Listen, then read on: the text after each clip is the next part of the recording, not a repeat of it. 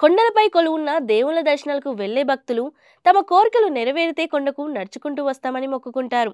మరికొంతమంది భక్తులు మోకాల మీద కూడా వెళ్తుంటారు. కానీ కర్ణాటకలో ఉన్న అంజనాద్రికి ఓ యువతి భరతనాట్యం చేసుకుంటూ వెళ్లి అందరి దృష్టిని ఆకర్షించింది.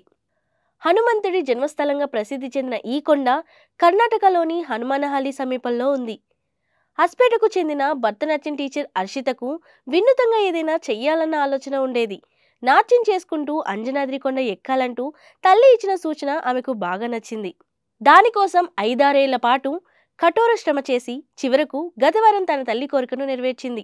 575 మెట్లు ఉన్న ఈ కొండను అర్షిత 8 నిమిషాల 54 సెకండ్లో నాన్ స్టాప్ గా నాట్యం చేసుకుంటూ చేరుకొని హౌరా అనిపించింది. సాధారణంగా ఈ మెట్ల ద్వారా కొండకు చేరుకోవాలంటే 20 నిమిషాలు, మోకాలు నొప్పులున్న వారికి అరగంటకు పైగా పడుతుంది. కానీ అర్షిత తక్కువ సమయంలోనే అది నాట్యం చేస్తూ చేరుకోవడం గొప్ప విషయమే.